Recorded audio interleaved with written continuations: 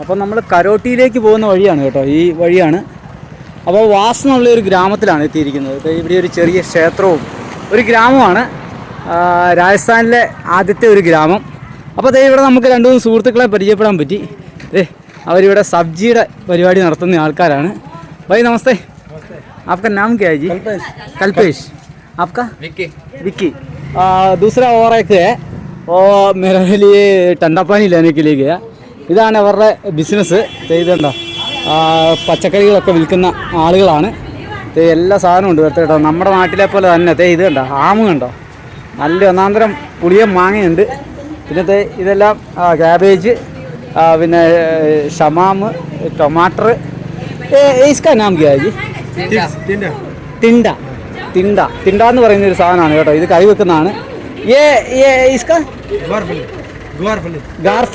ഗാർഫലി എന്നാണ് ഇതിന് പറയുന്നത്.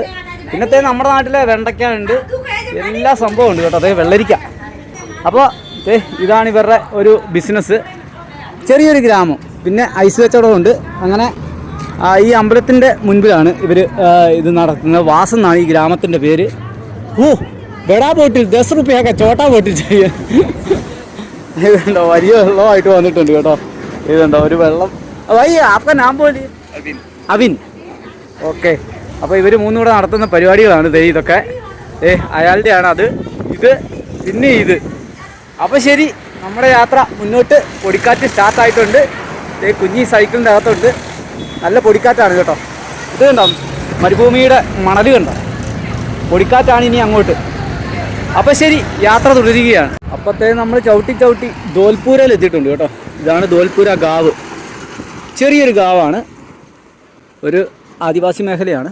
അപ്പം ഇതുണ്ടോ, ഇവിടെ ചെറിയ കടകളൊക്കെയാണ്. കൂടുതലും ഇപ്പോൾ ഈ ഷമാമിൻ്റെയും തണ്ണിമത്തൻ്റെയും സീസണാണ്. ഇവിടെ ധാരാളം കൃഷി ചെയ്യുന്നുണ്ട്. അപ്പോൾ ധോൽപൂരയിലെ ഈ കടയിൽ നിന്ന് ഞാൻ ചായയൊക്കെ കുടിച്ച്, ഇവിടെ കുറച്ച് ഭായിമാരൊക്കെ ഉണ്ട്.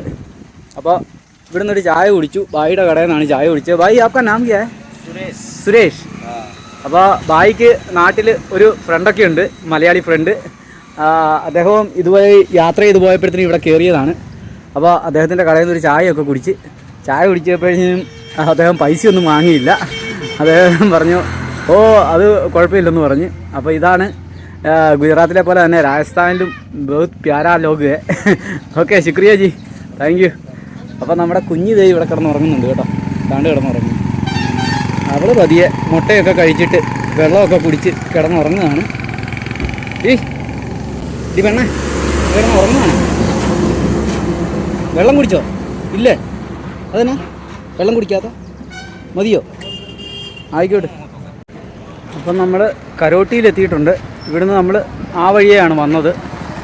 അപ്പോൾ അവിടുന്ന് നമ്മൾ നേരെ ഇനി സിരോഹി റൂട്ടിലോട്ട് കയറിയിട്ടുണ്ട്.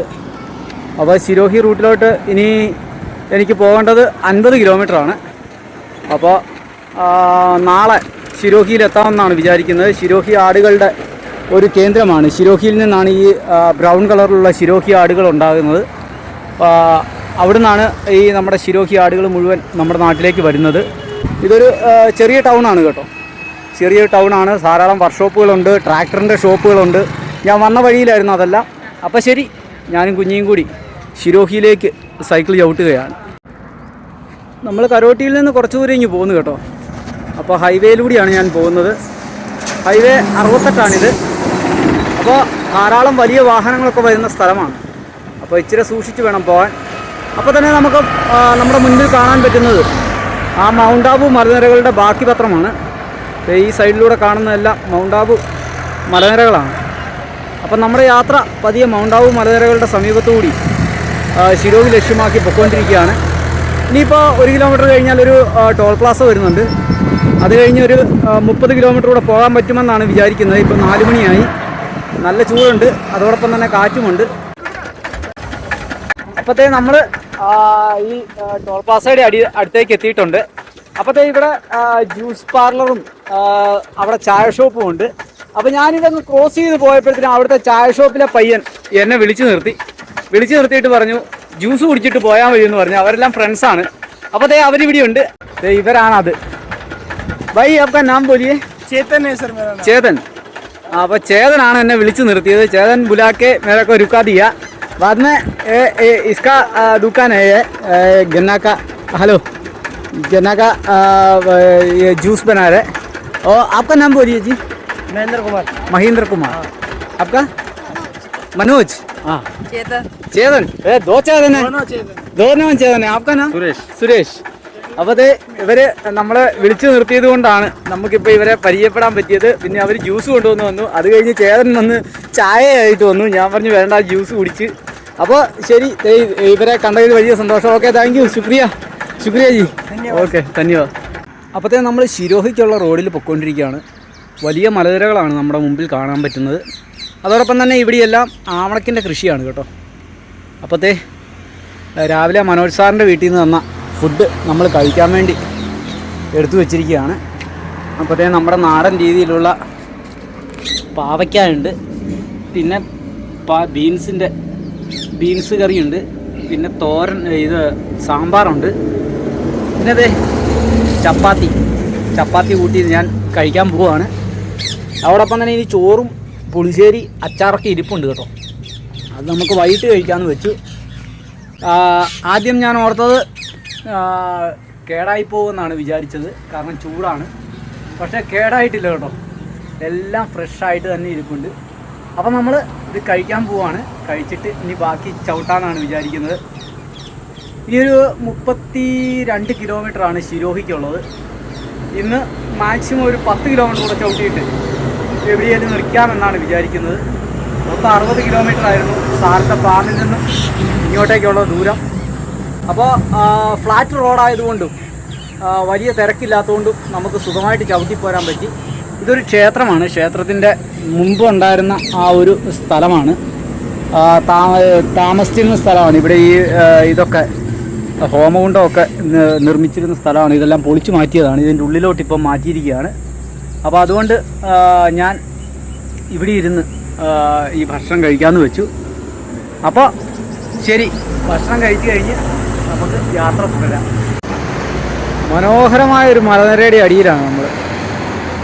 അപ്പോൾ ഇത് കണ്ടോ, പോസ്റ്റ് നിൽക്കുന്നുണ്ടോ?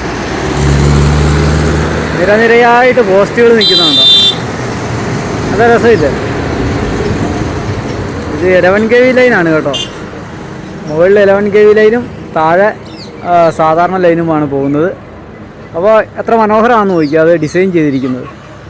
അപ്പോൾ ഇതുപോലെയൊക്കെ നമ്മുടെ നാട്ടിൽ ഈ കോൺക്രീറ്റ് തൂണൊക്കെ മാറിയിട്ട് ഇതുപോലത്തെ സ്ട്രോങ് ആയിട്ട് വർഷങ്ങൾ നിൽക്കുന്ന സാധനം ഫിറ്റ് ചെയ്താൽ വളരെ മനോഹരമായിരിക്കും. നോക്കി കാണാൻ തന്നെ ഒരു ചന്തമുണ്ട്. അത് നമ്മുടെ അവിടെ കോൺക്രീറ്റ് തൂണുകൾ ഇട്ടിരിക്കുന്നതോ മുട്ടിന് കേബിൾ കയറ്റാൻ വേണ്ടി. ഒരു പ്രദേശത്തെ മുഴുവൻ മോശമാക്കുന്നതാണത്. ഇതിപ്പം ഈ മലനിരയുടെ താഴെ വളരെ മനോഹരമായ രീതിയിൽ അത് സെറ്റ് ചെയ്തിരിക്കുന്നുണ്ടോ? കാണാൻ എന്തൊരു ചന്താന്ന് നോക്കി. ഇതൊക്കെ നമ്മൾ സ്വീകരിക്കേണ്ട മാർഗങ്ങളാണ്. ചിലവ് കൂടുമായിരിക്കും, പക്ഷേ സ്ട്രോങ് ആണ്, കൂടുതൽ കാലം നിലനിൽക്കും. അപ്പോൾ തന്നെ ആ മലയുടെ മുകളിൽ ഒരു ക്ഷേത്രം കാണാം കേട്ടോ. ഒരു വെള്ള പൊട്ടായിട്ട് ഒരു ക്ഷേത്രം അങ്ങ് മുകളിലാണ്. ഞാനിവിടുന്ന് എനിക്ക് ഈ ലെവലിലേ കാണത്തുള്ളൂ. അപ്പോൾ അത് ഇതുവഴിയായിരിക്കും കയറി വരുന്നതെന്നാണ് ഞാൻ ആലോചിക്കുന്നത്. അതിലൊരു ചെറിയ വഴി ഞാൻ കാണുന്നുണ്ട്, പക്ഷെ അത് സമ്മതിക്കണം കേട്ടോ, ആ മലയുടെ ഏറ്റവും ഉച്ചിയിൽ. അപ്പോൾ നമ്മളിങ്ങനെ ശിരോയ്ക്കുള്ള യാത്രയിലാണ്. കുഞ്ഞിതേ ഉറക്കം കഴിഞ്ഞോ? വിശക്കുന്നുണ്ടോ? ഉണ്ടോ? അപ്പോൾ ഇന്നലെ നമ്മൾ കിടന്നത് ഈ ഇന്ത്യൻ ഓയിലിൻ്റെ പമ്പിലാണ്. അപ്പോൾ ഇവിടെ നമ്മുടെ കോഴിക്കോടൊക്കെ യാത്ര ചെയ്ത് വന്നിട്ടുള്ള ആളാണ് ഈ പമ്പിൻ്റെ ഓണർ. അദ്ദേഹം ഇന്നലെ വന്നപ്പോഴേ എന്നെ ഇവിടെ കിടക്കാനുള്ള അനുവാദം തന്നു. അപ്പോൾ രാത്രി ആയതുകൊണ്ടാണ് ഞാൻ പിന്നെ വീഡിയോ ഒന്നും എടുക്കാഞ്ഞത്. അപ്പോഴത്തേ നമ്മൾ ടെൻ്റ് അടിച്ചത് ഇവിടെയാണ് കേട്ടോ. നല്ലൊരു സ്ഥലം കേട്ടോ. അപ്പം മുൻപോട്ട് നോക്കിക്കഴിഞ്ഞാൽ മൗണ്ട് ആബുവിൻ്റെ മുകളിൽ സൂര്യൻ ഉദിച്ച് വരുന്നതേ ഉള്ളൂ. ഇതുണ്ടോ, സൂര്യൻ ഉദിച്ച് വരുന്നതേ ഉള്ളൂ. ഇത് അപ്പോഴത്തേ നമ്മൾ ഗുലാബ്ഗഞ്ച് ഗാവിലാണുള്ളത്. ഞാൻ ഇന്നലെ താമസിച്ച സ്ഥലത്തുനിന്ന് ഒരു 8 കിലോമീറ്ററിങ്ങ് പോകുന്നു. അപ്പോഴത്തേ നമുക്കിവിടെ 2 ടവർ കിട്ടി കേട്ടോ. ഒരുപാട് ദിവസമായിട്ട് നമുക്ക് ടവർ ഇല്ലാത്തതുകൊണ്ട് വീഡിയോസ് അപ്ലോഡ് ചെയ്യാൻ പറ്റിയിട്ടില്ല. അപ്പോൾ നമ്മുടെ യൂട്യൂബിലേക്കും ഇൻസ്റ്റയിലേക്കും ഫേസ്ബുക്കിലേക്കും ഒക്കെ വീഡിയോ അപ്ലോഡ് ചെയ്യാൻ വേണ്ടി ഈ ടവറിൻ്റെ ചോട്ടിൽ കുറേ നേരമായിട്ട് ഞാൻ ഇരിക്കുകയാണ്. അപ്പോഴത്തെ ഈ കടയിലുള്ള ആളാണ് എന്നെ വിളിച്ച് നിർത്തിയത്. അപ്പോൾ അവരെ നമുക്കൊന്ന് പരിചയപ്പെടാം. വേണ്ട വെജിറ്റബിൾസ് ഒക്കെ ഒരു പലചരക്ക് കട, എല്ലാ സാധനങ്ങളും ഉണ്ട് കേട്ടോ. വെജിറ്റബിൾസ് ഉണ്ട്, എല്ലാ സാധനങ്ങളും ഉണ്ട്. भाई आपका नाम क्या है? दिलीप कुमार. अच्छा, आप अपना यही गाँव है?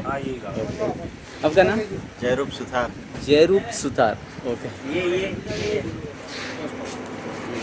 भैया आपका नाम बोलिए. अरविंद कुमार. आप? अजबाराम ആണ് എന്നെ വിളിച്ച് നിർത്തിയത്. അപ്പോൾ ഓ ബുലാക്കെ മേരക്കോ ഇധർ സൈക്കിൾ സൈഡ് करने के लिए बोला, मैं साइड कर दिया. അപ്പോൾ ദേ ഇവിടെ കുറേ നേരമായിട്ട് ഞാൻ ഇരിക്കുകയാണ്.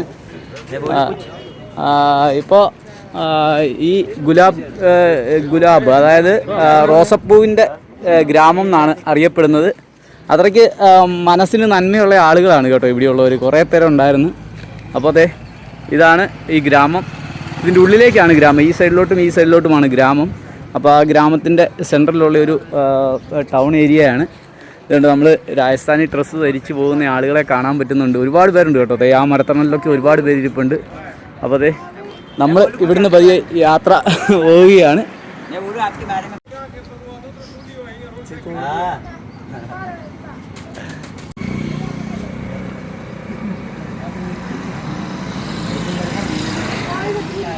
ഈ വീഡിയോ ആദ്യമായി കാണുകയാണെങ്കിൽ ലൈക്ക് ചെയ്യാനും ഷെയർ ചെയ്യാനും സബ്സ്ക്രൈബ് ചെയ്യാനും മറക്കരുതേ.